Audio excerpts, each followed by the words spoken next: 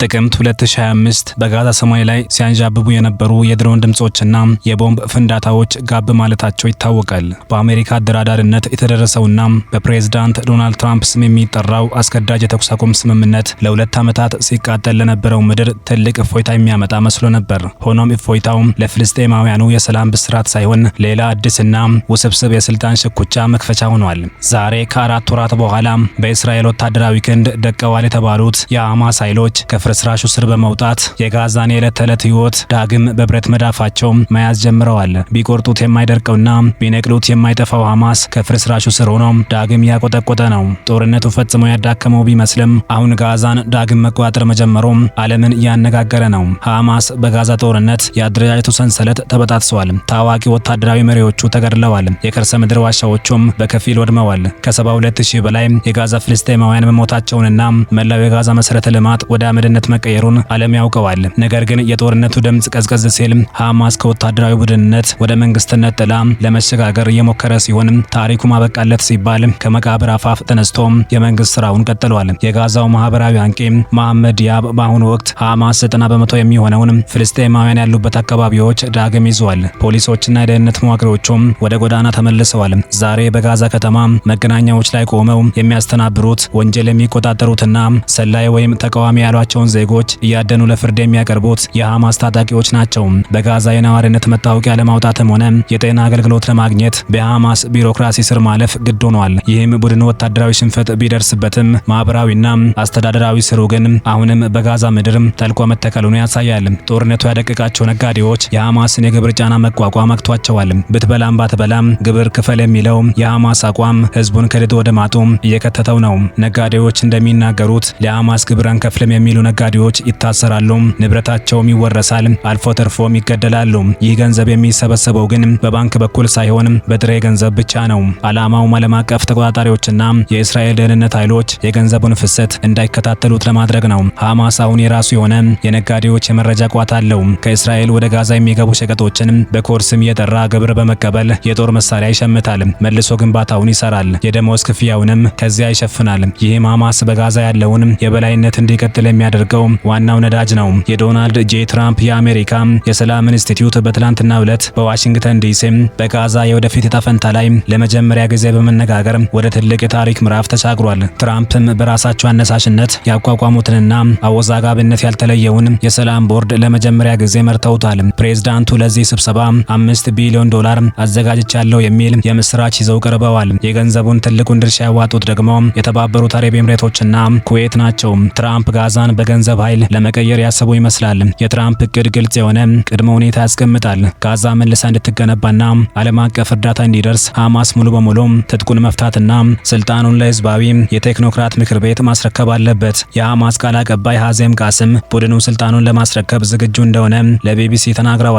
ነገር ግን ይህ ንግግር ለዲፕሎማሲ ፍጆታ የተቀመረ መሆኑን በርካቶች ያነሳሉ። ሐማስ ስልጣን አስረክባለሁ ቢልም በተግባር ግን በጋዛ የመንግስት ተቋማት ውስጥ በሺዎች የሚቆጠሩ አዳዲስ ሹመቶችን ያደረገ ነው። ይህ ያልተሾመ መንግስት ሆኖ ለመቀጠል የሚጠቀመው ስልት እንደሆነ ይገመታል። ቡድኑ በመንግስት መዋቅር ውስጥ የሚያደርጋቸው አዳዲስ ሹመቶችና የነጋዴዎቹ ዝምታ በስውር የሚሰራበት የጥቅም ሰንሰለት መፈጠሩን ያሳያል። በሌላኛው የትራምፕ ትልቅ እቅድ ዓለም አቀፍ የሰላም አስከባሪ ኃይል በጋዛ ማስፈር ሲሆን በሺዎች የሚቆጠሩ ወታደሮችን ለመላክ በርካታ ሀገራት ሲስማሙ ሌሎችም ይሁንታቸውን ይገልጻሉ ተብሎ ይጠበቃል። ይሁን እንጂ ሐማስ ትጥቅ ከፈታው እስራኤል ትበቀለኛለች በሚል ስጋት ጠመንጃውን ለመጣል ፈቃደኛ አይደለም። ሐማስ ትጥቁን ካልፈታ ደግሞ የሰላም አስከባሪዎቹም ወደ ጋዛ መግባት ውሃ መውቀጥ ይሆናል።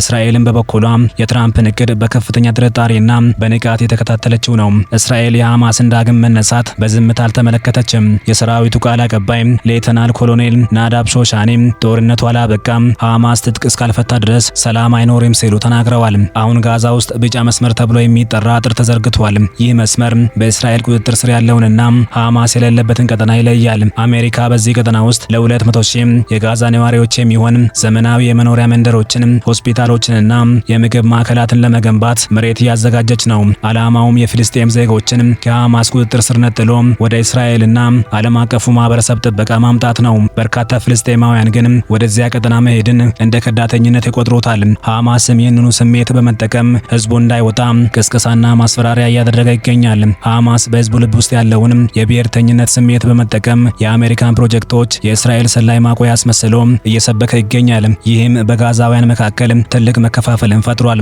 አንዳንዶቹ የተሻለ ህይወት ፍለጋ ወደ ቢጫው ቀጠና መሄድ ቢፈልጉም የሐማስን የበቀል እርምጃ ፍራቻ ከፍርስራሹ ጋር መኖርን መርጠዋል። የተኩስ አቁሙ ከታወጀ በኋላ ሐማስ አፈሙዙን በፍልስጤማውያን ላይ አዙሮታል። በጦርነቱ ወቅት ቡድኑ መዳከሙን አይተው ስልጣን ለመያዝ የሞከሩ የጋዛ ታዋቂ ጎሳዎችና ቤተሰቦች ላይ የጭካኔ እርምጃ ተወስዷል። ይህም ሐማስ ለስልጣን ስል የራሱን ህዝብ ከመግደል እንደማይመለስ ያሳያል። አይናቸው የተሸፈነና እጃቸው የታሰረ ተቀናቃኞቹን በጎዳናዎች ላይ በጥይት ሲረሽን የሚያሳዩ ምስሎች ለህዝቡ ይፋ ሆነዋል። ይህም አሁንም የጋዛ ምድር ገዢ መሆኑን የሚያሳይ አስፈሪ መልእክት ነው። የሐማስ አባላት በየአካባቢው ተሰራጭተው የሚገኙና የታጠቁ በመሆናቸው ሙሉ በሙሉ ትጥቅ ማስፈታት እጅግ አስቸጋሪ እንደሚሆን ይገመታል። አንዳንድ የቡድኑ አባላትም ራሳችንን ከውስጥ ጠላቶች ለመከላከል የግል መሳሪያ ሊኖረን ይገባል የሚል ጥያቄ ያቀረቡ ነው።